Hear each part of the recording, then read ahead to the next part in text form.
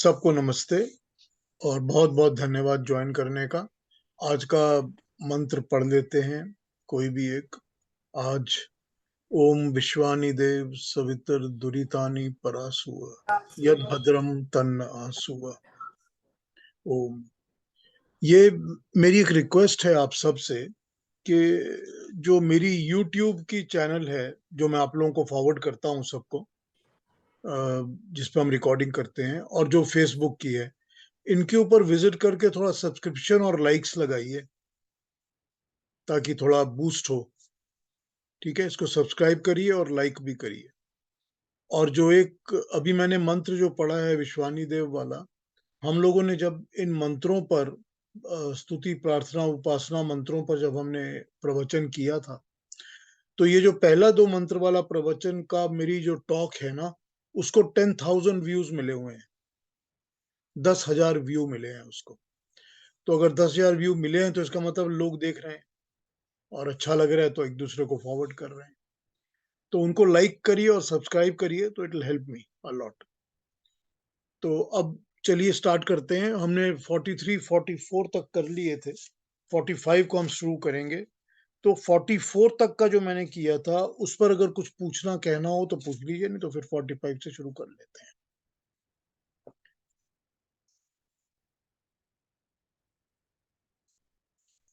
तो अरुणा जी 45 और 46 आप एक साथ पढ़ दीजिए, तो we can work on that.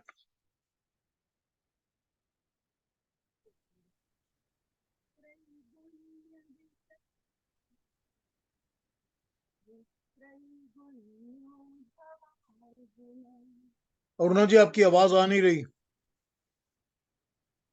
Hello. हाँ, आवाज बहुत बहुत लो आ रही है आपकी आवाज। मैं फिर एक बार ज्वाइन कर लूं।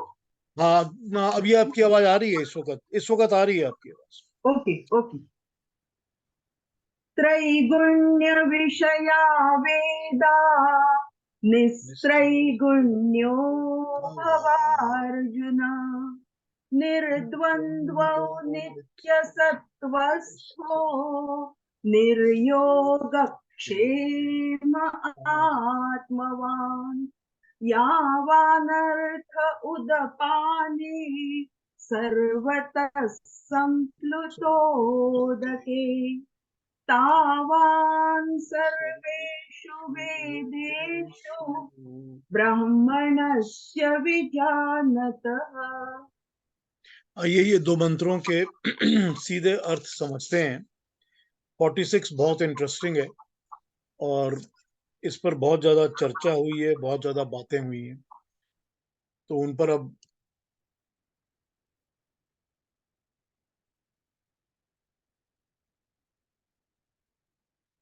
उन पर बात करूंगा।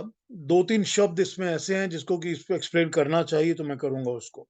खैर पहले पढ़ देता हूं कि क्या कह रहे हैं। हे अर्जुन, भावार्थ विषय जो वेदों में है वो 3 गुणों की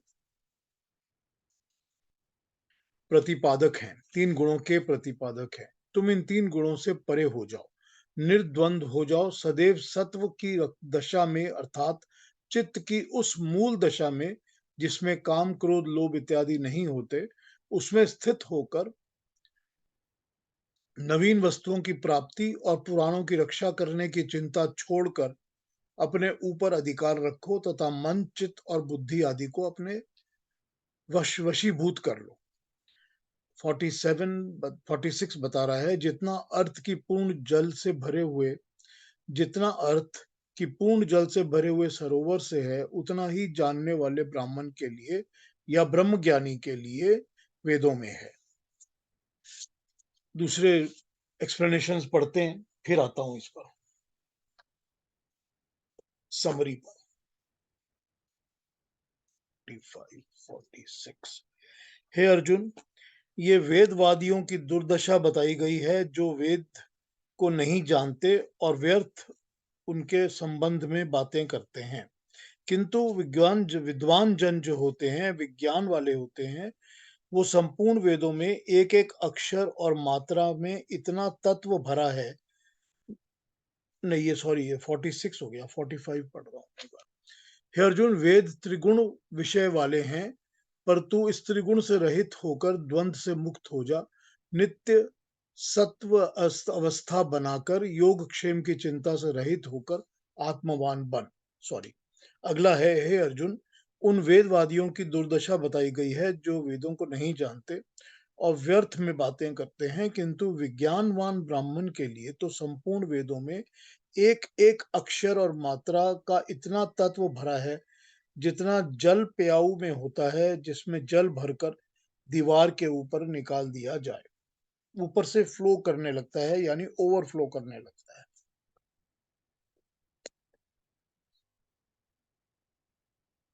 सभी अपने तरीके से मतलब करते हैं हर मंत्र का। हे अर्जुन, इन वैज्ञानिकों के साथ इनका विषय त्रिगुणात्मक प्रकृति का है। तू इन तीन गुणों की प्रकृति से ऊपर उठ, इससे बाहर हो जा, द्वंद्वों से रहित हो जा और सत्व अवस्था को योगक्षेम से विमुक्त करके आत्मवान बन। सब ओर से परिपूर्ण किनारों तक जल से भरे हुए सरोवर की प्राप्ति पर जो प्रयोजन एक छोटे से तालाब को होता है, वही प्रयोजन विशाल ब्रह्म का ज्ञान रखने वाले इस जगत के लोगों को होता है।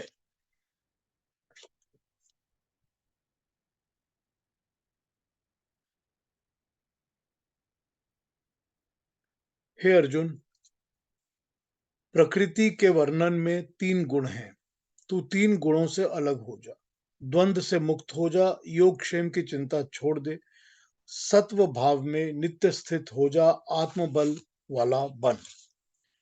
46, चारों तरफ पानी की बाढ़ आ जाने पर भी कुएं में जितना कुएं का जो प्रयोजन रह जाता है, उतना ही प्रयोजन ज्ञान ज्ञान प्राप्त करने वाले कर्म योगी के लिए बाकी बाकों का जो फॉर्मेलिटीज हैं उनका रह जाता है, यानी कर्म कांडियों का रह जाता है। देखिए, मैंने आपको चार अलग अलग पढ़ के बताए हैं, चारों हिंदी के हैं, चारों ज्ञानी लोग हैं, चारों का ही अलग अलग अलग अलग इंटरप्रिटेशन है, और चारों के इंटरप्रिटेशन के अंदर ऐसा लगता है कि जैसे कुछ मैच करता ही नहीं है, ऐसा ही लगता है। लेकिन आइए इसको समझते हैं। इन मंत्रों में क्या है, 46 स्पेशली, क्या 45 स्पेशली, और 46 तो बहुत सिंपल है। 45 जो है उसमें ये शब्द समझने पड़ेंगे जिन वर्ड्स को यूज कर रहे हैं यहाँ पर। त्रय गुण विषया निस्त्रय गुण्यो, एक तो ये है। दूसरा ये है कि नित्य सत्व अवस्था और निर्योग क्षेम, ये वर्ड्स आए हैं इन श्लोकों में, इस श्लोक में, इनको समझना पड़ेगा। जो त्रय गुण विषय और निस्त्रय गुण की बात कही गई है उसको पहले समझ लेते हैं। मैं पढ़ लेता हूं पहले, फिर उसको इलेबोरेट करके समझाता हूं कि यहाँ पर क्या कहा गया है। वेदों से यहाँ पर अर्थ कर्म कांडी का प्रतिपादन करने वाले ब्राह्मण ग्रंथों से है, क्योंकि कर्म कांड का इन्हीं में वर्णन मिलता है। इन्हें वेद कहा जा सकता है, लेकिन ये सिलसिला भी कर्म कांड का ही चल रहा है, वहीं पर समाप्त हो जाता है। इन ग्रंथों में तीन गुणों का वर्णन है। इसका अर्थ ये हुआ, प्रकृति के विषय में जो कहा गया है कि सत्व, रजस और तमस, इन तीन गुणों वाली प्रकृति होती है। तीन गुणों के वर्णन का अभिप्राय ये हुआ कि ब्राह्मण ग्रंथों में जिन कर्म कांड का वर्णन है वो तीन गुणों वाली प्रकृति का वर्णन है। प्राकृतिक पदार्थों के भोग और ऐश्वर्य का वर्णन है। हे अर्जुन, तू प्रकृति के भोग और ऐश्वर्य की लालसा से ऊपर उठ जा, निस्त्रैगुण्य हो जा। जो कर्मकांडी की तरह प्रकृति के भौतिक पदार्थों के भोग में फंसे रहते हैं, वे द्वंद्वों में उलझे रहते हैं, सुख दुख के चक्कर में पड़े रहते हैं, योग क्षेम की चिंता में लगे रहते हैं। योग का मतलब होता है जोड़ना। जो अप्राप्त वस्तु होती है उसकी प्राप्ति का प्रयत्न करना, उसको ले लेना। और क्षेम का अर्थ होता है जो प्राप्त की हुई वस्तु है उसकी रक्षा करना। तो योग क्षेम यही हुआ। तो भौतिकवाद यानी मटीरियलिज्म, उसमें ये तीन गुणों की प्रकृति का मोह, सुख दुख, इन द्वंद्वों का घात प्रतिघात, अपने पास जो कुछ है उसे थोड़ा समझकर जोड़ने जमा करने की प्रवृत्ति से बच जा। मटीरियलिज्म की चीजों की जो उसमें आता है या जाता है उसको जोड़ना और उनको सेव करना, संभाल के रखना, उसकी चिंता से तू ऊपर उठ जा। कर्म योग यानी कि आत्मवाद स्पिरिचुअलिज्म है। उसमें मनुष्य राजसिक तथा तामसिक प्रवृत्तियों को छोड़कर सात्विक प्रवृत्ति में हर समय बना रहता है, आत्मबल अनुभव करता है, प्रकृति के मोह में नहीं पड़ता, न सुख में न दुख में, न किसी और योगक्षेम में, न जमा जोड़ में, न बचाने के चक्कर में। हमने यहाँ त्रैगुण विषया वेदा का अर्थ त्रिगुणात्मक प्रकृति किया है। निस्त्रैगुण का अर्थ होता है कि त्रिगुणात्मक प्राकृतिक पदार्थों से अलग होकर अध्यात्म की तरफ, स्पिरिचुअलिटी की तरफ प्रविष्ट होना, चलना।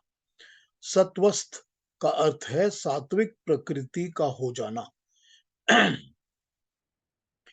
इन अर्थों में कोई परंपरा विरोध नहीं आता, क्योंकि त्रिगुणात्मक प्रकृति या भौतिकवाद से अलग होकर ही मनुष्य सात्विक प्रकृति का अर्थात आध्यात्मवादी हो सकता है।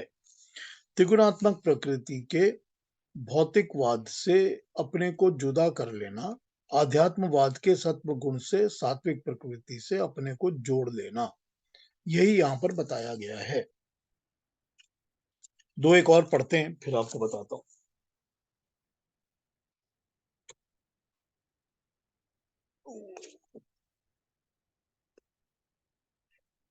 हाँ, कोई है इसमें विषय विवरण?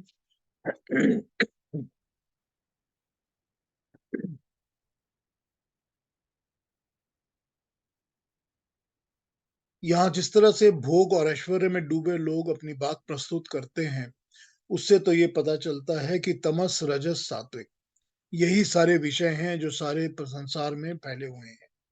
हम तो सात्विक सुख में भी आसक्ति चाहते हैं।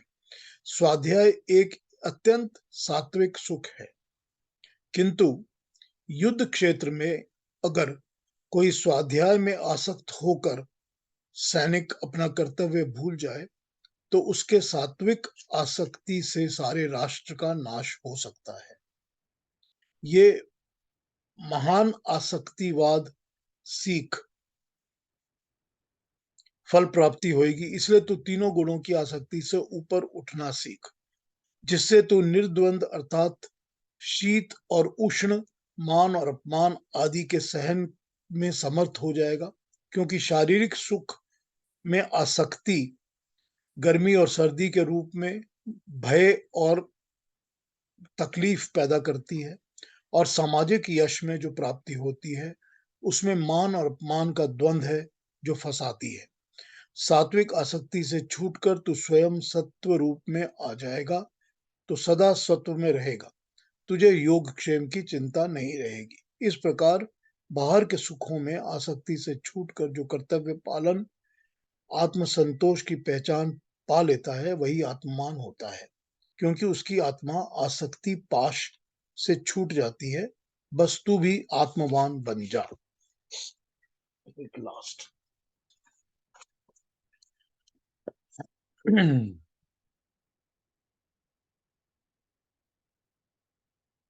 प्रकृति की जब साम्यावस्था भंग होती है, इक्विलिब्रियम जिसमें प्रकृति शुरू में होती है, जब वो भंग होती है तो जगत की रचना आरंभ होती है। साम्यावस्था का भंग होने का अर्थ होता है कि जो गुण हैं जो पहले परस्पर शांत थे, इंटरनलाइज थे, साम्यावस्था के भंग होने पर वो तीनों गुण बाहर निकलकर अपना प्रभाव, अपना इफेक्ट चारों ओर फैलाने लगते हैं। इसी कारण जगत के सब पदार्थों को त्रिगुणात्मक कहा जाता है। ठीक है, ये सबसे क्लियर और सबसे सिंपल और अच्छी डेफिनेशन है।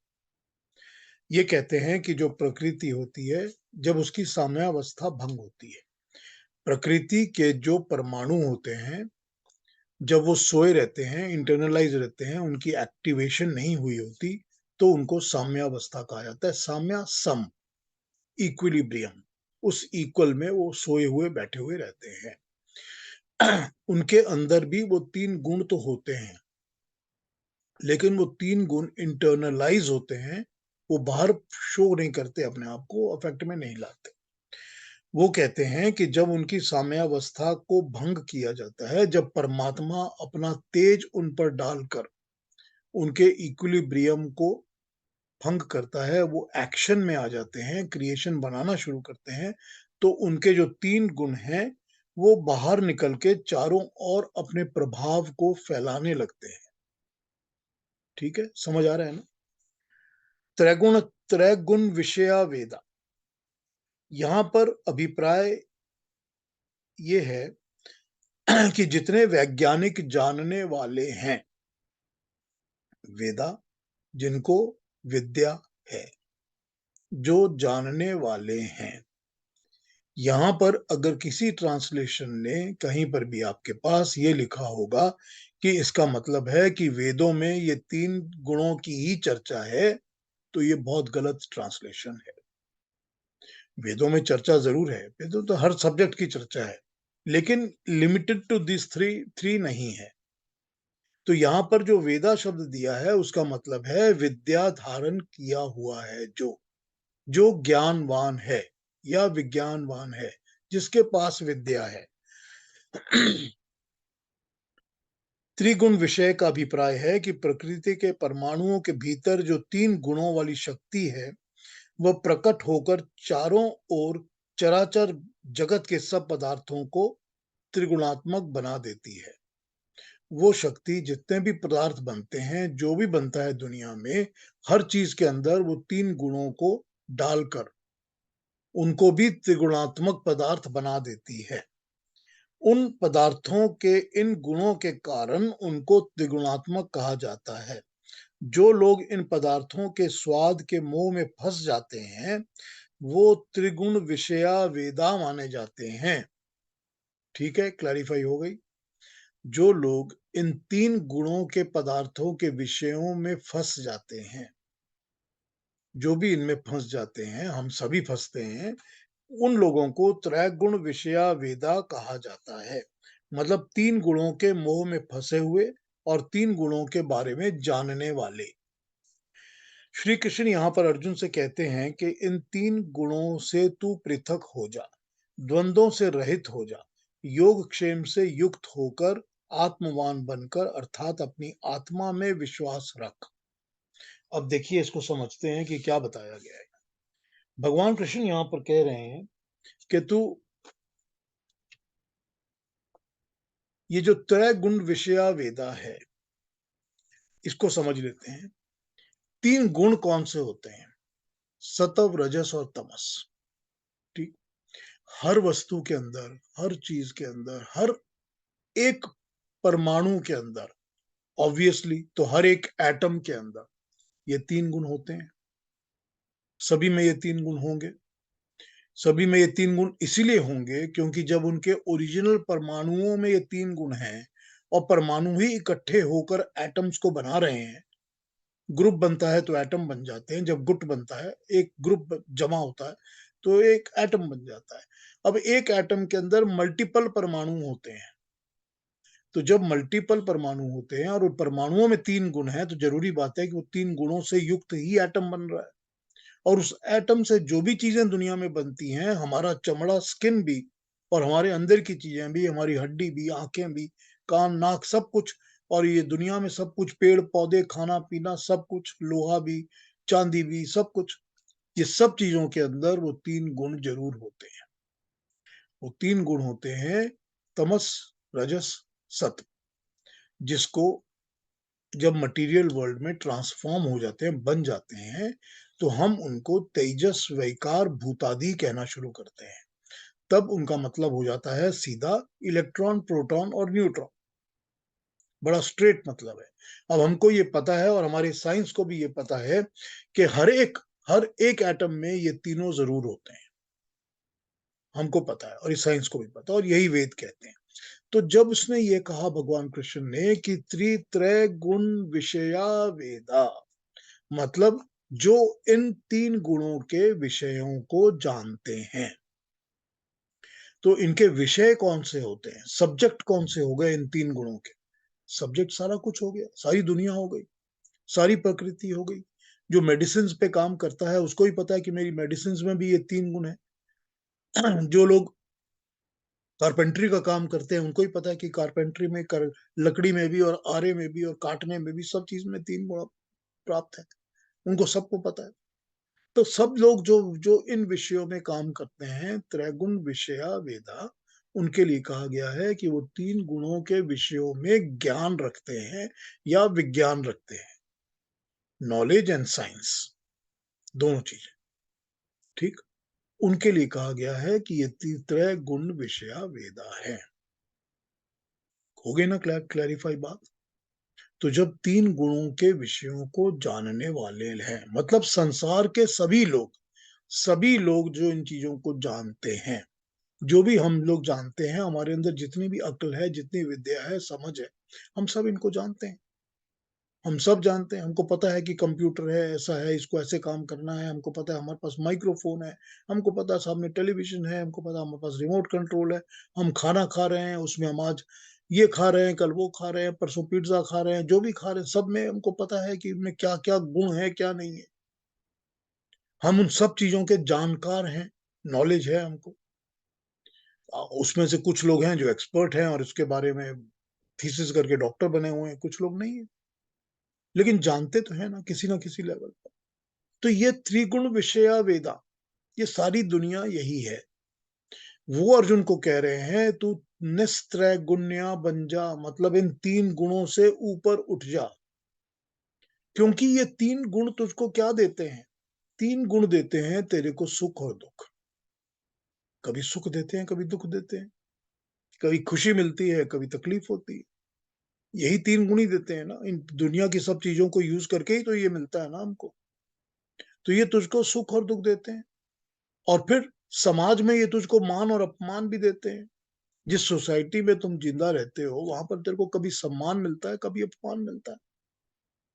तो ये सारा कुछ तेरे को यहीं से मिलने वाला है। तो जो भी इन 3 गुणों से जुड़ेगा, जो भी जुड़ेगा, वो इन गुण वाली वस्तुओं को, जो भी जन्म लेगा, वो जुड़ेगा ही जुड़ेगा, जरूरी बात है। लेकिन हम जुड़ते हैं तो इन 3 गुण की वस्तुओं के साथ भी हम जुड़ना शुरू हो जाते हैं। कभी हम किसी चीज से जुड़े हैं, कभी किसी चीज से जुड़े हैं, कभी किसी चीज से जुड़े हैं। किसी को खाने का शौक है, किसी को धन संपत्ति पैसों का शौक है, किसी को गाड़ियों का शौक है, किसी को कोई और चीज का, किसी को गाने सुनने का शौक है, किसी को कुछ भी शौक है। और जुड़े हुए लोग, जो जुड़े हुए लोग इसमें, वो जुड़े हुए के कारण इस जोड़ को और बढ़ाते रहते हैं। जब कोई चीज को किसी चीज के साथ जोड़ किया जाता है तो उसको योग कहते हैं, जोड़ने को। ठीक है ना? हम गुणा योग कहते थे ना जब मैथमेटिक्स पढ़ते थे। प्लस का साइन जब लिखते थे तो लिखते थे ना योग हो गया। जब 2 से 3 को योग किया जाता है तो 5 बनता है। ये मैथमेटिक्स में सिखाया जाता था ना बोर्ड पे लिख के। तो वो योग, यहाँ पर योग का वही मतलब है कि जोड़ना।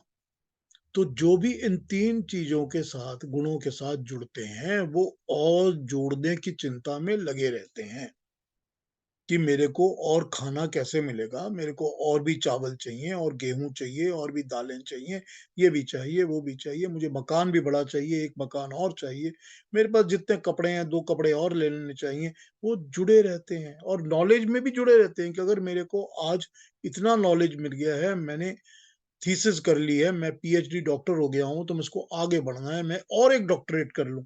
नहीं तो मैं कई जगह जाके अपनी अपनी अपनी अपनी किताबें छापनी शुरू कर दूं। या मैं कुछ, वो जुड़े रहते हैं, वो और जुड़ते हैं और उसमें योग करते रहते हैं। ये है योग। और क्षेम, क्षेम उसकी रक्षा करना। जो जोड़ा है उसको, उसकी रक्षा करना, उसकी प्रोटेक्शन करना। कि मैंने अगर 4 मकान बना लिए हैं तो मुझे उन 4 मकानों का ध्यान रखना पड़ेगा, नहीं तो बर्बाद हो जाएगा, टूट जाएगा, खराब हो जाएगा। तो ये जो होता है ना, जब हम इन प्राकृतिक वस्तुओं में, इस दुनिया की चीजों में, इस संसार की बनी हुई चीजों में जब जुड़ते हैं, तो हम इनमें जोड़ और भी ज्यादा करने की कोशिश करते हैं और जो जोड़ते हैं उसको प्रोटेक्ट करने में लग जाते हैं। अब आप इस बात पे थोड़ा सा ध्यान देके सोचिए। कौन है इस दुनिया में जो इसमें नहीं लगा हुआ? कौन है इस दुनिया में जो इसमें नहीं लगा हुआ? जो इन 3 गुण की बनी हुई सारी सृष्टि, इन 3 एटम्स की बनी हुई, इन 3 एटॉमिक क्वालिटीज की बनी हुई, सतव रजस तमस, इलेक्ट्रॉन प्रोटॉन न्यूट्रॉन, इसकी बनी हुई जो सारी की सारी दुनिया है, सारा संसार है, सारी प्रकृति है, क्रिएशन है, इनकी बनी हुई चीजों को जोड़ने में, प्रोटेक्ट करने में, चाहे वो फिजिकल हो चाहे कॉन्सेप्चुअल हो, कौन है जो इसमें नहीं लगा हुआ इस दुनिया में? सभी लगे हुए हैं, सभी लगे हुए हैं, अलग अलग लेवल पर, अलग अलग चीजों में। इसमें अच्छा बुरा कुछ नहीं कहा गया, इसमें कोई ये नहीं है कि ये चीज बुरी है, ये अच्छी है, ये बुरी है, ये अच्छी है, ऐसा कुछ नहीं कहा गया। लेकिन ये रियलिटी, बिल्कुल रियलिटी है ये, कि इसी में सारी पृथ्वी के सारे लोग लगे हुए हैं, इस योगक्षेम में ही सारी पृथ्वी के लोग लगे हुए हैं। किसमें? त्रिगुण विषया वेदा। ठीक, समझ आ रही है बात? जो प्रिंसिपल को समझा रहे हैं, जो थ्योरी बता रहे हैं, उसको समझ आ रहे हैं ना, कि ये क्रिएशन जो है, इस क्रिएशन किस चीज की बनी है? तो जब इस चीज की क्रिएशन बनी है, तो जरूरी बात है कि ये तीनों गुण हर में है। अब वो तीनों गुण के साथ हम क्या करते हैं? हम उसमें से क्या सात्विक चीजें ही चुनते हैं या तामसिक छोड़ देते हैं सारी? ऐसा तो होता नहीं है। हम तामसिक भी लेते हैं, सात्विक भी लेते हैं, राजसिक भी लेते हैं। हम हर गुण को अडॉप्ट करते हैं और उन गुणों से बनी चीजों को जोड़ते रहते हैं, और जोड़ी चीजों को प्रोटेक्ट करते रहते हैं, बचाव करते रहते हैं उनका। ये तो हो गया इसका बेसिक स्ट्रक्चर जो समझा रहे हैं वो। इसके बाद समझा रहे हैं वो कि इससे तू ऊपर उठ जा, तू इनके इफेक्ट से ऊपर उठ जा, तू बिल्कुल दुनियादारी छोड़ दे, दुनिया की चिंता, दुनिया की बातों को, इनको जोड़ना, इनको बचाना, ये सब छोड़ दे। मैं तुझको ये नहीं बोल रहा कि तुझको अपना राज्य बचाना है, कि तुझको अपना किंगडम बचाना है, कि तुझको द्रौपदी की इज्जत का बदला लेना है। मैं नहीं बोल रहा तुझको। एक बार भी भगवान कृष्ण कहीं भी इन बातों को कहते ही नहीं है, क्योंकि ये उनका प्रिंसिपल ही नहीं। उनका प्रिंसिपल ही बहुत सिंपल है कि तेरे को इनसे ऊपर उठना पड़ेगा। अगर मनुष्य इनसे ऊपर नहीं उठेगा तो वो परमात्मा की प्राप्ति तो कर ही नहीं सकता। ये तो हमको पता है, आपको, हमको पता है, ये सारी दुनिया को पता है। तो जब वो इनसे ऊपर उठेगा तभी वो परमात्मा को प्राप्त कर सकेगा। अब अगली बात क्या कहते हैं? अगली बात ये कहते हैं कि ये भी कोई जरूरी नहीं है कि इनसे जब ऊपर उठेगा कि तू आध्यात्म तो प्राप्त कर लिया तूने, लेकिन अपने कर्म को नहीं छोड़ सकता तू। देखिए, कितनी इंटरेस्टिंग बात है। अगर जो स्पिरिचुअली एनलाइटेंड इंसान है, जिसने दुनिया छोड़ दी है, आध्यात्मिक इंसान है पूरी तरह का, वो वॉर के फ्रंट पे खड़ा है, सोल्जर, और अगर उस वक्त वो सारी आध्यात्मिक चिंता में ही डूबा हुआ है और परमात्मा का नाम ही ले रहा है, तो उसका तो कोई फायदा नहीं है ना। वो खुद भी हारेगा और अपने जिसके लिए लड़ रहा है उसको भी हराएगा। तो अध्यात्म तो चाहिए, तो दुनिया से तो ऊपर उठेगा।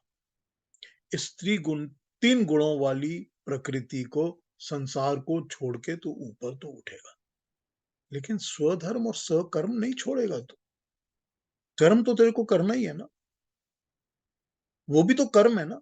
ये जो ऊपर उठना है प्रकृति से, सारी 3 गुण वाली सृष्टि से, क्रिएशन से ऊपर उठना है, वो भी तो कर्म है ना। वो भी तो कर्म ही किया जाएगा। वो कर्म करके ही प्राप्त होगी ना, मिलेगी ना वो अवस्था कि हम इन सब चीजों से ऊपर उठ गए हैं। तो इनसे ऊपर तो उठना है, मतलब कि अटैचमेंट्स को छोड़ना है। बेसिकली मतलब है कि हर किस्म की दुनिया की, संसार की अटैचमेंट्स को छोड़ देना है। छोड़कर तुझे इनसे ऊपर उठना है। इनके जोड़ तोड़ में तेरे को नहीं पड़ना है। तू इनसे ऊपर उठ जा। जब तू ऊपर उठेगा तभी तू 3 गुणों से मुक्ति पाएगा। तभी तेरे ऊपर इनका अफेक्ट, इनका असर होना बंद हो जाएगा। जब तक 3 गुणों का असर हम पर होता है, हम सब तरह के दुनिया के काम करते हैं, सोच रखते हैं, चिंता करते हैं। हमारी मन, हमारा बुद्धि, हमारी हर चीज पर ये 3 गुणों का असर होता है। हम अगर अच्छी बातें बोल रहे हैं, अच्छी बातें सुन रहे हैं, अच्छी बातें सोच रहे हैं, तो सात्विक असर है। अगर हम एक्शन में हैं, उठ के कुछ भी कर रहे हैं, भाग दौड़ कर रहे हैं, खाना बना रहे हैं, कुछ भी कर रहे हैं, बातें भी कर रहे हैं, तो उसमें राजसिक असर है। और अगर हम कुछ भी नहीं कर रहे और सो रहे हैं, आराम कर रहे हैं, लेजीनेस है हमारे अंदर, भारीपन है, तो क्या है? या गलत बातें सोच रहे हैं तो क्या है? तो तामसिक असर है। हमारी हर चीज में, हर एक चीज में, थिंकिंग में, टॉकिंग में, बातें करने में, काम करने में, हर चीज में ये तीनों गुणों का असर है। मिश्रण तीनों गुणों का है, कहीं ज्यादा कहीं कम, किसी का किसी में ज्यादा, किसी का किसी में कम। ठीक है ना? तो जब तक इन 3 गुणों का असर हमारे ऊपर लगा रहेगा और इनके कारण हम रिएक्शंस और एक्शंस करते रहेंगे, तब तक हम ऊपर नहीं उठ सकते।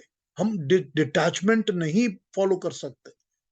हमारी अटैचमेंट्स, हमारा लगाव, हमारा जुड़ाव नहीं छूटेगा।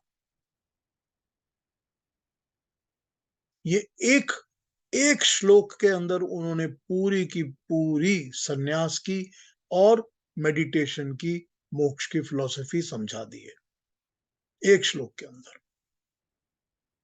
बाकी तो हम पढ़ ही रहे हैं, हर एक श्लोक में ऐसा कुछ ना कुछ मिल जाता है जो हम सोचते रहते हैं कि कितना डीप है ये। लेकिन ये देखिए किस तरह अपनी बात को बताते हैं, किस तरह से इस बात को समझाते हैं। तो इसको इस तरह समझना पड़ेगा। भगवान कृष्ण यही कह रहे हैं अर्जुन को कि तू इस वक्त इन सब चीजों से ऊपर उठ जा, क्योंकि तू ऊपर नहीं उठेगा तो मेरे द्वारा दिया गया ज्ञान तुझे समझ ही नहीं आएगा। जब तक तू इस अटैचमेंट से ही और इस दुनिया के लगाव से, जुड़ाव से, इनकी चिंता से, इनके अंदर फंसी हुई बातों से तू ऊपर नहीं उठेगा, तो मेरी बातों को नहीं समझेगा। ठीक बात है? नहीं, कैसे समझेगा? अगर लगा रहेगा कि मैंने तो जोड़ तोड़ी करना है कि मेरे कितने शेयर नीचे हो गए, कितने शेयर ऊपर चढ़ गए, 2 और खरीद लो, 2 और बेच दो, तो क्या होगा? मेरा ज्ञान सुनेगा क्या? क्या समझेगा? कहां से समझेगा? तो वो तो प्रैक्टिकल बात समझा रहे हैं, जिसकी बात बता रहे हैं कि अगर दुनिया में तुझे परमात्मा की प्राप्ति करनी है, अब परमात्मा की प्राप्ति तो मैंने आपको बता दिया कि परमात्मा की प्राप्ति है, लेकिन यहां तो भगवान कृष्ण लक्ष्य की परमात्मा प्राप्ति बोल रहे हैं ना। कोई भी चीज को अचीव करना है तो अब इस पर भी सोच लीजिए, सोच लीजिए इसी लेवल पर। हम जब भी जिंदगी में, जब भी अपने जीवन में, जब भी अपनी लाइफ में हम किसी भी लक्ष्य को पाना चाहते हैं, जो भी हमारा फोकस है, जो हमारा एम है, जो हमारा टारगेट है, हम उसको पाना चाहते हैं, तो हमको इन सब चीजों से उठना पड़ता है ना। किसी लेवल तक तो उठना ही पड़ता है। हमको अगर पढ़ाई करनी है तो हमको पढ़ाई करने के लिए तो हमको फिर बाकी चीजें छोड़नी पड़ेंगी ना। कि ना मैं उस वक्त दोस्तों से मिल सकता हूँ, ना मैं फिल्में देखने जा सकता हूँ, ना मैं कहानियां पढ़ सकता हूँ, मुझको पढ़ाई करनी है। और मुझको खाना ऐसा नहीं खाना कि जिसको खा के मेरे को नींद आने लग जाए। तो ये छोड़नी पड़ती है ना चीजें। ये छोड़ेंगे नहीं तो लक्ष्य कैसे मिलेगा? तो कैसे प्राप्त करेंगे अपने एम को, अपने डिजायर टारगेट को कैसे प्राप्त करेंगे? वो लक्ष्य है ना। ये 3 गुण वाली चीजें, हर एक चीज ये 3 गुणों से बनी हुई है। Everything, everything in the world इन्होंने बड़ी सिंपल तरीके में बता दिया, त्रैगुण्य विषया। ठीक, ये 3 गुणों से बनी हुई चीजें, संसार की सब चीजें इसी से बनी हुई है। तो ये 3 गुणों के द्वारा बनी हुई चीजें, इनसे अगर हम नहीं ऊपर उठते, हम इनको छोड़ते नहीं हैं, इनके जोड़ तोड़ में नहीं पड़ते, तो हम अपने लक्ष्य को, अपने एम को, अपने टारगेट को प्राप्त कर ही नहीं सकते। हमको मिलेगा ही नहीं। ये हमारी लाइफ में, मेरी आपकी सभी की लाइफ में, हमने हर चीज, हर एक ने इसको एक्सपीरियंस किया हुआ है। हमको सबको पता है कि यही है, हमको करना ही है ये। करेक्ट? तो यही बता रहे हैं भगवान कृष्ण कि तू इससे ऊपर उठ जा, तू इससे ऊपर उठ, और ऊपर उठकर तू मेरी बात को समझ। ठीक। अब यहां पर मैं एक बार 46 हमने जो किया था उसको भी पढ़ लेता हूं, बिकॉज वो बहुत छोटा सा है। उसके बाद हम क्वेश्चन आंसर्स लेते हैं और बातें करते हैं, ठीक है। तो 46 में भगवान कृष्ण कहते हैं कि चारों ओर से भरे हुए सरोवर की तुलना पूरे व्योम से की गई है, ठीक है। जहां तक भी है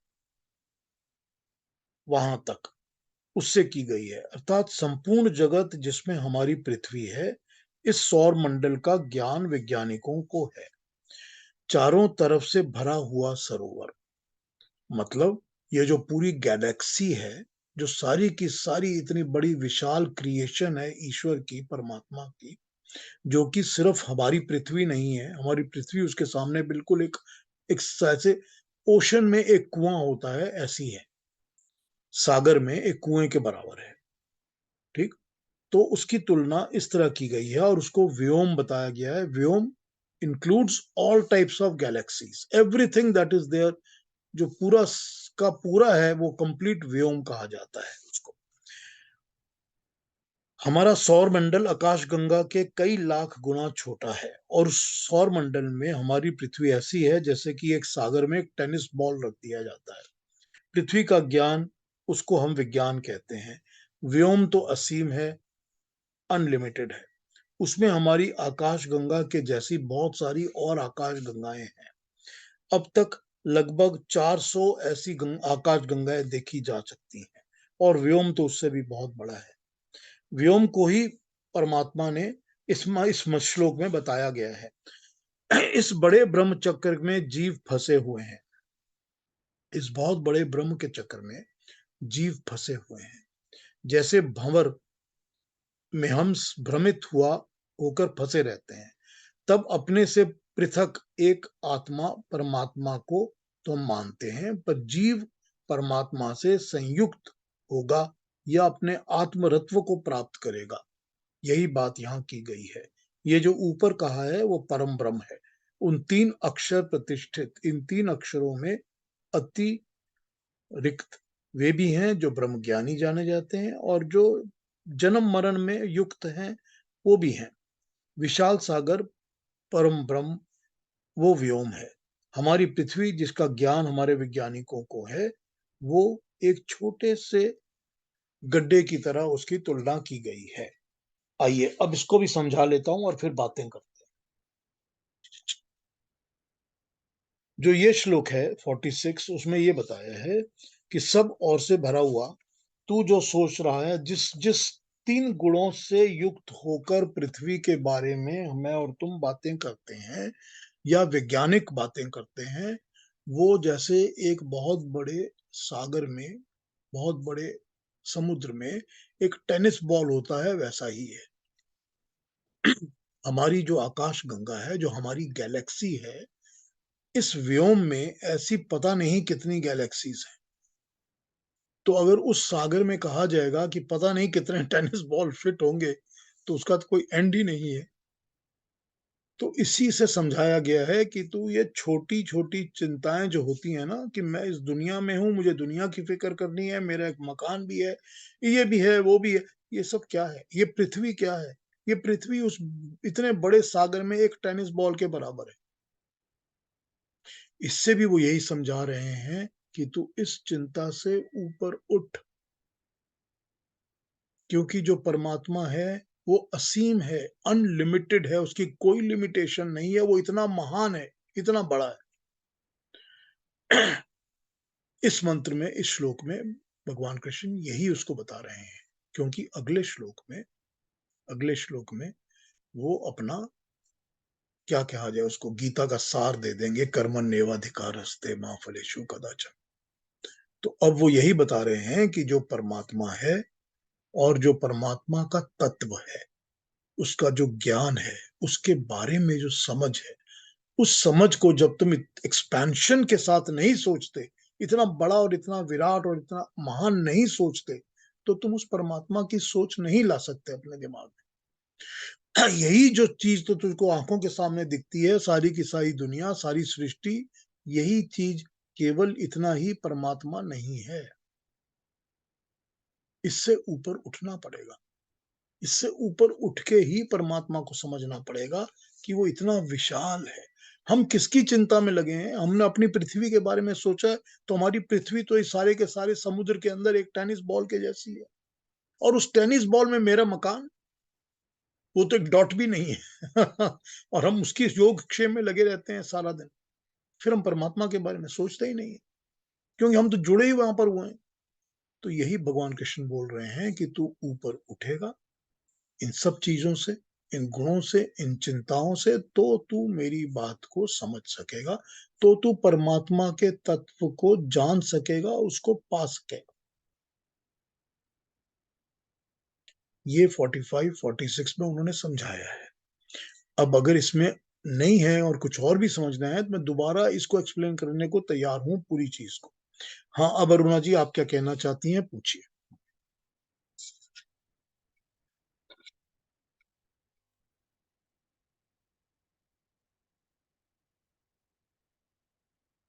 अरुणा जी,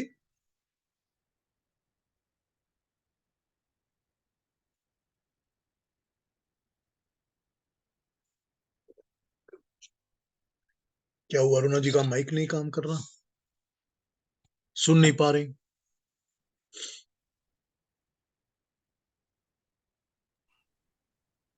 अरुणा जी, है उनका माइक? पता नहीं, या वो है नहीं, सुन नहीं पा रही। खैर, किसी और ने कुछ पूछना या कहना हो इसके बारे में तो पूछिए, जब तक अरुणा जी आ जाएंगी वापस।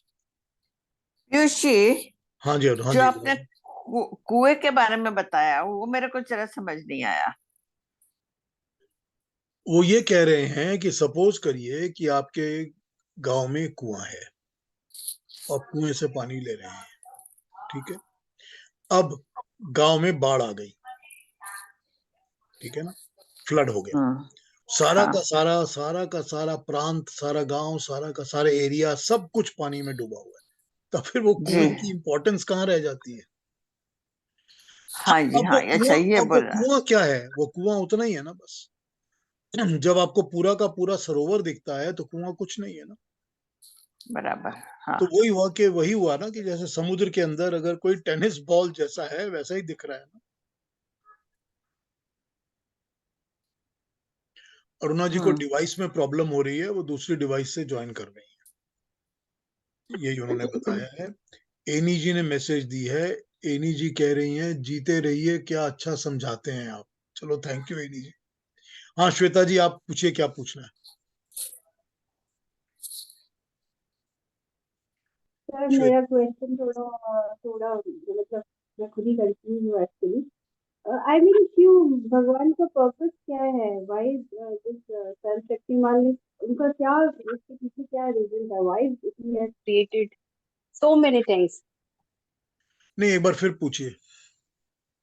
नहीं, मैं ये पूछ रही हूँ सर, मेरी आवाज क्लियर है? हाँ, अब आ रही है। हाँ सर, मैं ये पूछ रही थी कि what is the purpose of creating so many things, इतना ह्यूज, उसके पीछे भगवान की क्या क्या विश है? क्यों बनाया हमको इतना इतना सारा? और इतने आप बोल रहे हैं कि हम टेनिस के डॉट के जैसे हैं, टाइनी टाइनी बहुत सारे ऐसे, so what is the purpose of नहीं मेकिंग तो सो मेनी? नहीं तो इसमें जो आपको नहीं चाहिए, आप उसको छोड़ दीजिए। नहीं, देखिए, हर एक चीज की कोई ना कोई वैल्यू या यूज है। अब आप सोचिए इस बात को, कि जितनी भी चीजें बनी हुई हैं, उसकी कोई ना कोई वैल्यू, कोई ना कोई यूसेज जरूर है। और हम जब इसकी बात कर रहे हैं, तो आप कहेंगी कि हम तो इस अपने वर्ल्ड की, अपने प्रकृति की, अपनी क्रिएशन की बात कर रहे हैं, जिसकी यूसेज है। चलिए, हमको पेड़ों की यूसेज भी है, मट्टी की भी है, पत्थर की भी है। हर चीज की यूसेज तो होती है। संसार तो बनता ही इसी से है। तो हर चीज को कहीं ना कहीं हम नहीं यूज करते, तो नेचर यूज करता है, अपने आप ही यूज करता है। लेकिन हर चीज की कोई ना कोई यूसेज तो होती है। लेकिन अगर क्वेश्चन ये है कि इतनी सारी ऐसी ही और दुनियाएं क्यों बनाई हुई हैं, क्या पर्पस है उसका बनाने का, तो उसका एक ही जवाब ये मिलता है कि जो भगवान है, जो परमात्मा है, उसका काम है क्रिएशन करना और क्रिएशन का पालन करना। तो जब उसका काम है क्रिएशन करना और क्रिएशनों को पालन करना, उनको मेंटेन करना, तो वो क्रिएशन बनाता ही रहता है, क्योंकि ये उसका काम है। और उसी तरह से उनका मेंटेनेंस भी करता है और फिर क्रिएशन को डिस्ट्रॉय भी करता है। ठीक, ये उसका काम है। उसके अलावा एक बात और है, ये है कि परमात्मा के हाथ में ये नहीं है कि कितनी जीवात्माएं हैं, सोल्स कितनी है, आत्मा कितनी है दुनिया में, कि कितनी जीवात्माएं हैं, ये परमात्मा के हाथ में नहीं है। He does not control it. ही है, they are there, but he can not make them less और मोर। वो उनको बढ़ा घटा नहीं सकता। अब वो जितनी भी जीवात्माएं हैं, सारी व्योम में, व्योम कहा जाए तो अच्छा है, सारी व्योम में जितनी भी जीवात्माएं हैं, उसमें जितने भी जीवात्माओं के कर्म हैं और कर्म के हिसाब से जन्म है, वो उसको करते रहना है। तो इस हमारी इस दुनिया में, इस सृष्टि में उसने एक्स अमाउंट ऑफ जीवात्माएं दी हुई हैं। ठीक है, 8 बिलियन ह्यूमन है, और कोई पता नहीं 79 ये कितने बिलियन और बताते हैं, जो बाकी चीज मिला के ये 179 बिलियन ऐसा बताते हैं। तो समझ लीजिए जो भी है 300 बिलियन 400 बिलियन जीवात्माएं हैं जो हमारे इसमें है। इसी तरह से इतनी बिलियन जीवात्माएं एक और सृष्टि में है, और एक और में है, और एक और में है, और एक और में है। तो उनको भी तो सबको ऐसे ही जन्म देना है, ऐसे ही उनको बड़ा करना है, मेंटेन करना है। तो परमात्मा ये काम करता ही रहता है, because that is his job. और उसने बनाया ही इसीलिए है ताकि इन चीजों को हम यूज करें, इन चीजों से हम ज्ञान प्राप्त करें, और इस ब्रह्म चक्र से जिसमें हम फंसे हुए हैं, हम इसमें से निकल सकें। अगर हम और आप इसमें से निकलेंगे तो थोड़ी सी ड्यूटी परमात्मा की भी घट जाएगी, कि हमको दोबारा जन्म नहीं देना पड़ेगा, कि हमको मोक्ष मिल गया, सैल्वेशन मिल गई, we are out of this mess of getting birth and death and birth and death. तो हम भी तो उस ब्रह्म चक्र में फंसे हुए हैं, अपने कर्मों के कारण, अपने कर्म फल के कारण, अपनी लालसाओं, इच्छाओं, लालच के कारण। तो जब ये त्रिगुणात्मक सृष्टि, इन 3 गुणों से हम जब ऊपर उठेंगे, छूटेंगे, तब हमको परमात्मा की प्राप्ति होगी, तब हमको मोक्ष की प्राप्ति होगी। तब हम इस ब्रह्म चक्र से, जो ब्रह्म चक्र भी एक कुएं की तरह है जिसमें हम फंसे हुए हैं, उससे जब हम ऊपर उठेंगे, हम जब इनको छोड़ देंगे, अटैचमेंट्स को छोड़ेंगे, डिजायर्स को छोड़ेंगे, तब हम उस परमात्मा को प्राप्त कर सकेंगे, देख सकेंगे, मिल सकेंगे, अचीव कर सकेंगे, यानी कि हमको मोक्ष मिलेगी, सैल्वेशन मिलेगी। श्वेता जी, मैंने और कंफ्यूज कर दिया आप? नहीं सर, मैं सोचती जा रही हूँ, सोचती जा रही हूँ। मुझे लग रहा है कि ठीक है, दैट्स ट्रू कि गॉड इज क्रिएटर, उनका काम है क्रिएट करना। बट हम जब क्रिएट करते हैं तो हम, अगर हम, first of all we can not create anything, but अगर हम कुछ बनाते हैं तो उसका पर्पस होता है। अभी एक चीज को बनाया कि दूसरे लोग उसको यूज करें, दूसरी चीज को बनाया कि वो फिर और लोग यूज करें, तो उसका भी तो पर्पस है ना, परमात्मा का पर्पस तो है ही है ना। उसका भी पर्पस है कि उसको इतनी सारी जो जीवात्मा है उनके कर्म और कर्म फलों को देते रहना है। उसका भी पर्पस है ना, उस पर्पस से ही तो बंधा हुआ है। देखिए, एक बात आप मान के चलिए कि जो ईश्वर है, जिसको भी हम परमात्मा कहते हैं, ईश्वर कहते हैं, गॉड कहते हैं, जो भी कहते हैं, वो भी अपने रूल्स के साथ बंधा हुआ है। वो, उसकी भी कोई फ्री विल नहीं होती है, कोई फ्री विल नहीं होती है। अगर उसने जो रित बनाए हैं, जो नियम बनाए हुए हैं, उसके सारे काम उन नियमों के हिसाब से ही होते हैं। वो सडनली सुबह उठ के नहीं सोच सकता कि आज ईस्ट से सन नहीं उठेगा, आज वेस्ट से सन उठा देते हैं। वो नहीं कर सकता। ही is tied with his own rules. तो अगर उसके पास ये रूल्स हैं कि मुझे जो आत्माएं हैं उनको जन शरीर देना है ताकि वो कर्म करें और कर्म फल भुगतें, तो उस रूल से वो बंधा हुआ है। He is tied to it, he does not have free will.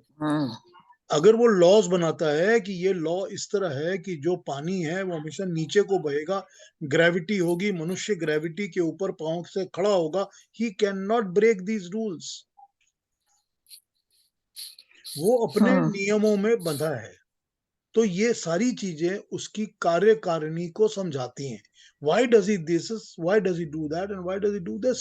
Because he is, that's what he does.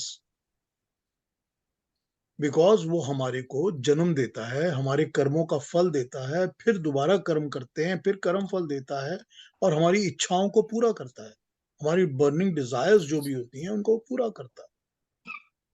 और वो सब जगह व्याप्त है, हर एक जगह वो है, हर एटम के अंदर वो परमात्मा होता है, उन तीनों गुणों के अंदर वो परमात्मा की शक्ति होती है।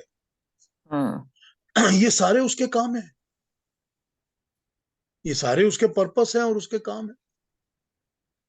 कोई भी चीज ऐसी नहीं है परमात्मा, देखिए सारी सृष्टि के अंदर, सारी की सारी क्रिएशन के अंदर ऐसी कोई चीज नहीं है जिसकी उसको जरूरत है। ना उसको सन की जरूरत है, ना धूप की जरूरत है, ना रोटी की जरूरत है, ना खाने की जरूरत है, ना उसको पानी की, ना ऑक्सीजन की, किसी चीज की जरूरत नहीं है, ना कपड़ों की। उसको किसी चीज की जरूरत नहीं है। सब कुछ उसने मनुष्य के लिए, हमारे लिए, या जो भी प्राणी है, जो यहाँ जिंदा लोग रहते हैं, उनके लिए बनाया है। ठीक है ना? तो वो अपने इन्हीं पर्पसेस के लिए, इन पर्पसेस को पूरा करने के लिए ही वो अपनी ड्यूटीज को पूरा करता रहता है। ठीक है?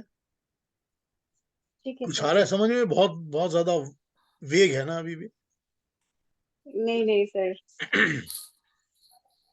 थोड़ा चिंतन करेंगे, ध्यान लगाएंगे, इन पर सोचेंगे तो क्लैरिफाई होगा। फिर मुझसे पूछ लीजिए, कोई बात नहीं।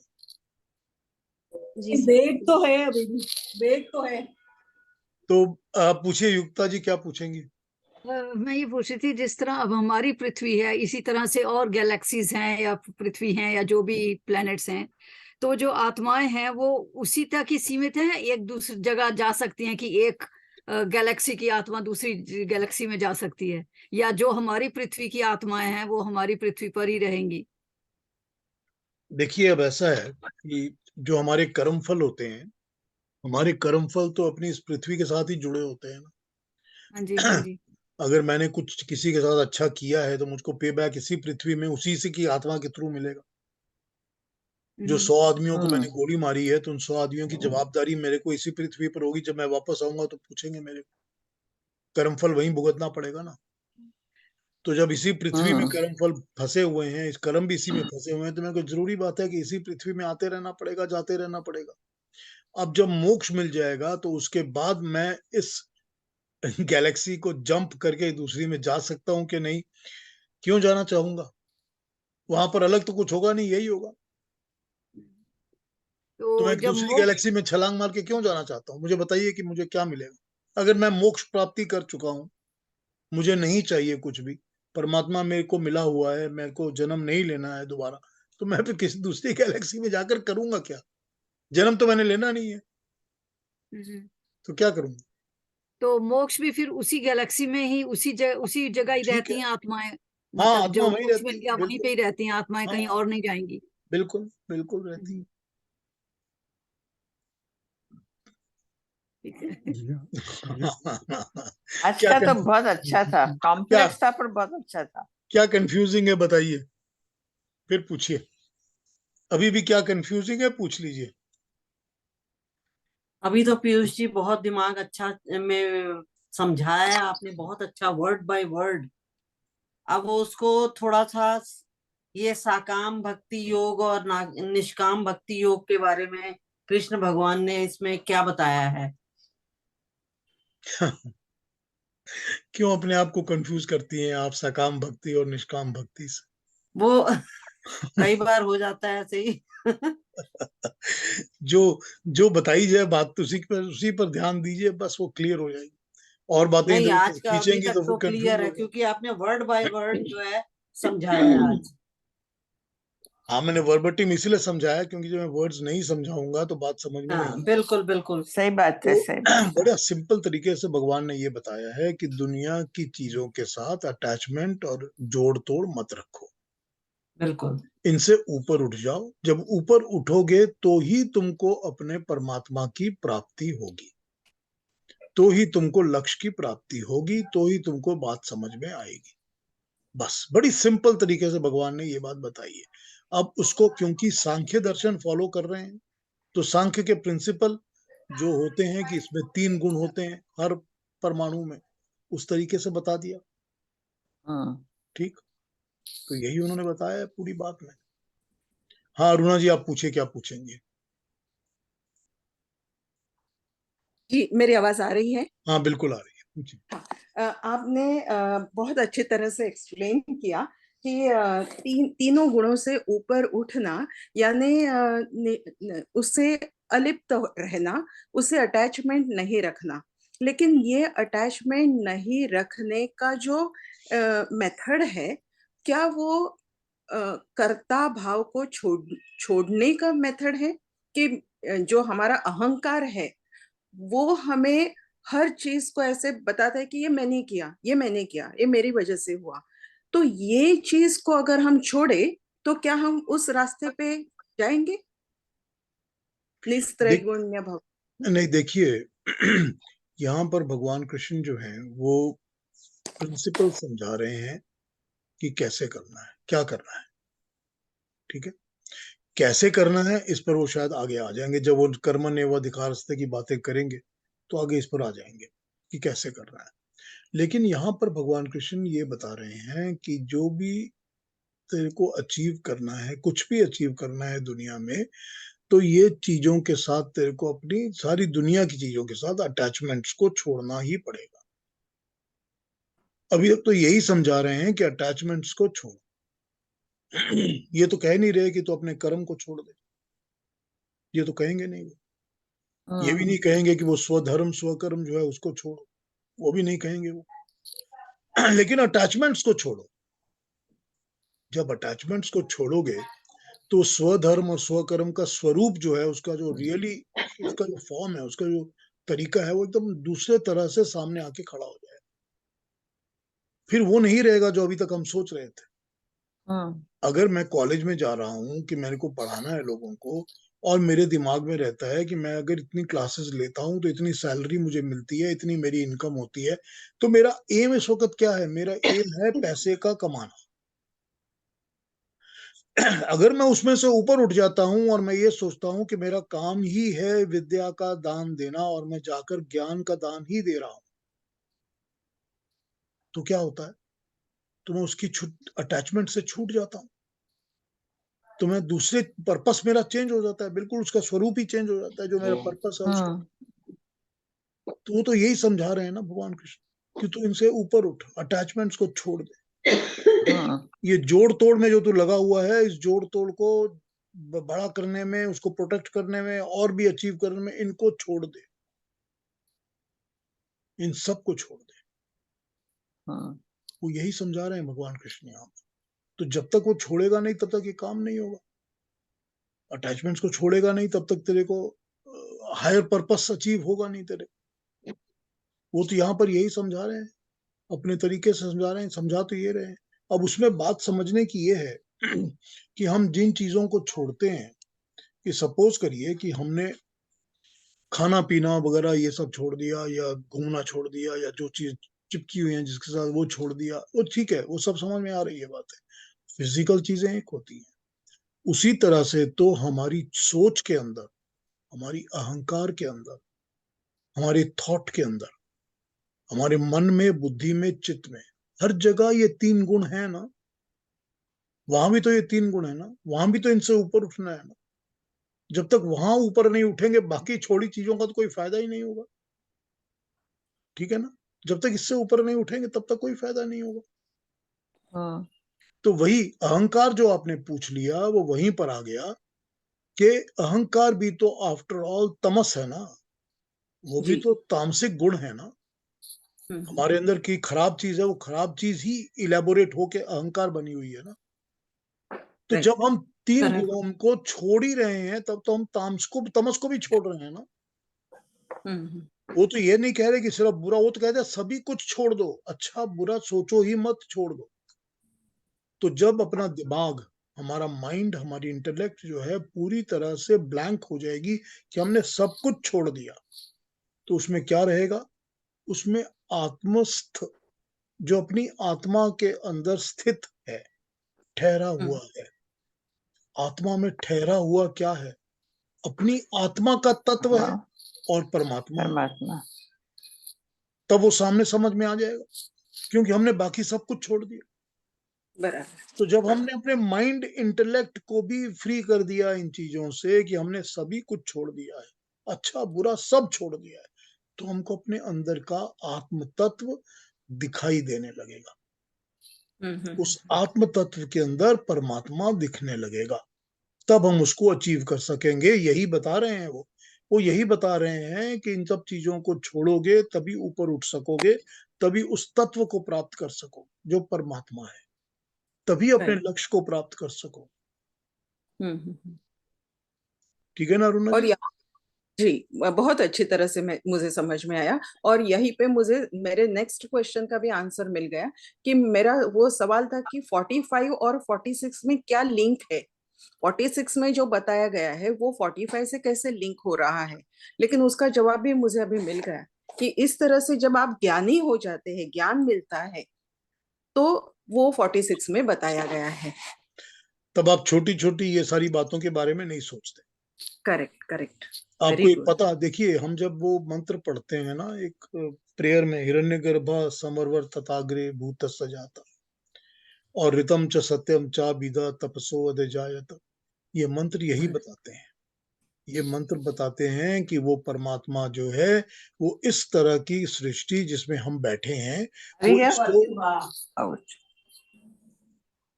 सॉरी, नहीं नहीं, वो भोजन करने बुला रहे थे। तो ये जो सृष्टि बना जिसमें हम बैठे हैं, हम आप जितने काम कर रहे हैं, ये सृष्टि वो परमात्मा बार बार बना रहा है, बिगाड़ रहा है, दोबारा बना रहा है, दोबारा बिगाड़। हम इस इतने विशाल सिस्टम के एक छोटे से टुकड़े हैं, पार्ट। यस। हम इसी को प्रेयर में अपने बोलते हैं। यही रियलिटीज है, यही भगवान कृष्ण समझा रहे हैं उसको, अर्जुन को, कि तू है, मैं और तुम है क्या है, कुछ भी नहीं है ना। ये रणभूमि क्या है, कुछ नहीं है ना। तू सोच अपने बारे में, इन सबसे ऊपर उठ जा, ऊपर उठ के अपने बारे में सिर्फ अपने आत्म तत्व के साथ कनेक्ट, जो अपने अंदर, मेरे अंदर मेरी आत्मा है, उसके साथ कनेक्ट हो। और कैसे कनेक्ट होंगे? जब तक कि हम सब कुछ छोड़ेंगे नहीं, तब कनेक्ट ही नहीं होंगे। इसी को आगे भगवान कृष्ण ने वो कछुए वाली बात बोली हुई है, कि जैसे कछुए अपने सारे पार्ट्स को अंदर खींच लेता है, अब तू भी इस तरह सब कुछ अपना अंदर खींच ले, खींच के अंदर कॉन्सेंट्रेट कर। वही समझा रहे हैं भगवान कृष्ण यहाँ पर। बहुत अच्छा। थैंक यू, थैंक तो यू वेरी इसका मच। मतलब है कि अगर सारे गुणों को त्याग दिया तो पृथ्वी की सारी वस्तुओं को भी त्याग दिया। वस्तुओं के साथ अटैचमेंट्स को त्याग दिया। वस्तुओं को तो क्या, अटैचमेंट भी तो जब तक हम attach- जब तक हम जिंदा रहेंगे, हम पूरी तरह से तो सारी वस्तुओं को त्याग कर नहीं सकते। अगर हमने जीना है तो हमको खाना खाना पड़ेगा, हम्म, अगर हमने जीना है तो पानी पीना पड़ेगा, और हमको कोई ना कोई वस्त्र धारण करना पड़ेगा। तो पूरी तरह से छोड़ना तो पॉसिबल है नहीं, लेकिन उनके साथ अटैचमेंट्स को छोड़ना, उनके गुणों के साथ जोड़ छोड़ देना। उनमें गुण क्या है, ये बहुत अच्छा है, ये बहुत बुरा है, ये बहुत मोटा है, पतला है, सुगंधित है, जो भी गुण है, उनके गुणों की, उनकी क्वालिटीज को, उनकी हर चीज के साथ अटैचमेंट छोड़ देना। कृष्ण तो वहीं, भगवान अर्जुन तो वहीं खड़ा रहेगा, रथ के ऊपर भी रहेगा, रथ भी है उसके पास, धनुष और बाण भी है उसके पास, मिसाइल्स भी हैं, अटैक भी करेगा, वॉर भी करेगा, वो तो छोड़ेगा नहीं। और उनके गुण भी उसको पता है, उसको ये भी पता है कि कौन सी चीज के साथ मैं कैसा वॉर करूंगा तो क्या चीज का क्या असर होगा, कि ये वाला तीर छोड़ूंगा तो इसका ये असर, ये वाला तीर तो उसका ये असर, ये तो सब उसको पता है। ये सब पता होने के बावजूद वो इनको छोड़ तो नहीं रहा ना, लेकिन अटैचमेंट छोड़ रहा है, गुणों को छोड़ना। जब चीजों को छोड़ना, प्रकृति की चीजों को छोड़ना संभव नहीं है, पॉसिबल ही नहीं है। इसीलिए कहा गया है, इसीलिए लोग मिनिमाइज कर देते हैं, किसको मिनिमाइज कर लो, कि और कम कर लो, किसको और कम कर लो, ताकि और कम चीजों के साथ जरूरत रहे और अटैचमेंट इस तरह घटती जाए। जब इंसान कम से कम से कम से कम करता जाता है, तो अल्टीमेटली क्या होता है, छूटने की आदत हो जाती है। तब अटैचमेंट्स छूटने की आदत हो जाती है, तो वो छोड़ता जाता है, छोड़ता जाता है। तब यही बात है कि वो जब हैबिट और आदत पड़ जाती है, तब समझ आ जाता है कि मैं और भी कैसे इनकी अटैचमेंट्स भी जो मैं यूज कर रहा हूँ, इनकी अटैचमेंट्स भी कैसे छोड़ सकता हूँ। तो यहाँ तो अटैचमेंट छोड़नी है ना सारी, गुणों के साथ लगाव छोड़ना है ना। वो अटैचमेंट ही तो दिमाग के अंदर या मन के अंदर या बुद्धि के अंदर हमारे इन्फ्लुएंस करती हैं, जो कि हमको सब कुछ देती हैं। चाहे वो ईगो है, चाहे वो लालच है, चाहे वो डिजायर्स हैं, जो भी है वो अटैचमेंट्स देती हैं, या डिटैचमेंट्स देती हैं, जो गुस्सा है या राग है या नहीं द्वेष है, वो भी वही अटैचमेंट्स ही देती हैं, डिटैचमेंट्स देती हैं। तो ये सारी चीजों से छूट जाओ। तो ये बिना बिना जान की चीजें जैसे लकड़ी है, लोहा है, इनमें भी सब में तीनों गुण हैं। बिल्कुल है, तीनों गुण सब में होते हैं। गुण बिना गुण के काम ही नहीं कर सकते। हर एटम में ये तीनों चीजें होती हैं। जितना भी वेट होता है वो सारी की सारी भार, हैवीनेस, सारी की सारी न्यूट्रॉन से आती है। जो भी उसकी क्वालिटीज होती हैं वो सारी की सारी एक्शन से, इलेक्ट्रॉन से आती हैं। और जो भी उसकी क्वालिटी समझ में आती है, जो उसका गुण होता है, दिखने में अच्छा लगता है, वो सारी प्रोटॉन से आती है। तो हर एक एटम के अंदर ये तीनों गुण है। ये तो साइंस भी कहता है और हम भी कहते ही हैं। किसमें इन कोई गुणों, गुण अधिक है, किसमें कोई गुण कम है। मगर इन गुणों के साथ अटैचमेंट हो जाती है ना, जुड़ाव हो जाता है ना। लकड़ी तो ठीक है, हमने टेबल का बनाया हुआ है, टेबल से हमारे को कोई जुड़ाव नहीं है, रखा है घर में, हम यूज कर रहे हैं। जुड़ाव तब होता है कि भाई अब मैं इसको छोड़ नहीं सकता, मैं इससे अच्छा मुझे मिलेगा नहीं, मैं यहीं पर बैठूंगा, मुझको यही चाहिए, जुड़ाव। तो जुड़ाव तो गुणों से होता है ना, किसी भी चीज की गुण से जुड़ाव होता है। ये अच्छी है, इसमें गुण क्या है, इसकी क्वालिटीज क्या है, उसके साथ चिपक जाता है इंसान। तो वो गुण भी तो सारे हमारे मन और बुद्धि के अंदर ही बैठते हैं ना। तो जब तक मन और बुद्धि से भी गुणों को हम नहीं निकाल के साफ करते, हम आत्म तत्व तक नहीं पहुंच सकते। ठीक है ना। बहुत अच्छा पीयूष जी, बहुत अच्छा समझाया आपने। Thank you Prabha ji. Attachment, detachments. शरीर को ढकने के लिए कपड़ा चाहिए, बिल्कुल लेकिन ये नहीं है कि कपड़े पे, ये इस पे तो ऊनी हुई भी ये नहीं पहनेंगे, बिल्कुल बिल्कुल। वो अटैचमेंट है। लेकिन कपड़ा पहनना अटैचमेंट नहीं है। अभी सही वो बात। थ्योरी है। बिल्कुल ठीक, बिल्कुल ठीक। कोई और बात, कोई और कमेंट, कोई और क्वेश्चन?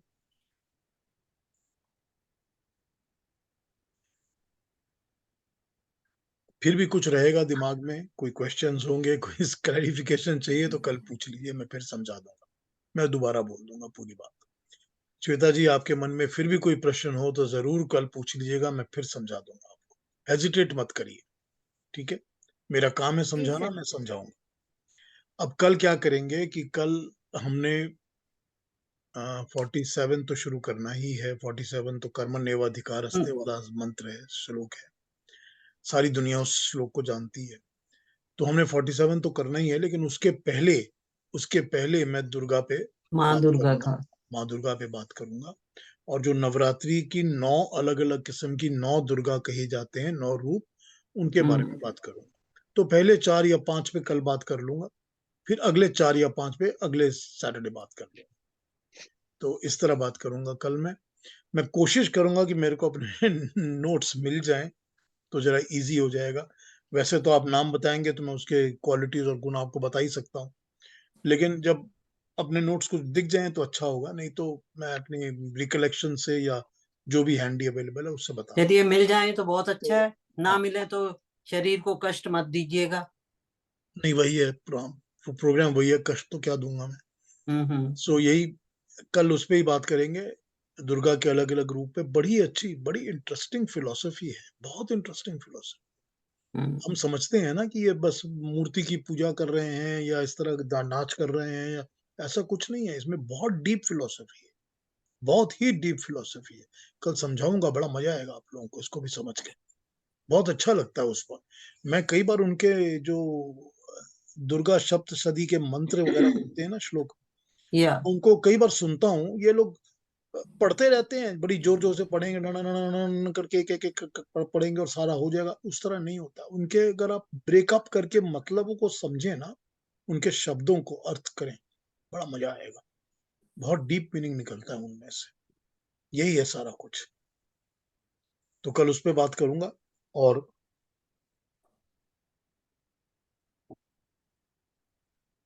फिर जितना भी वक्त बच जाएगा उस बाकी के वक्त में हम अपना गीता पर कैरी ऑन करेंगे।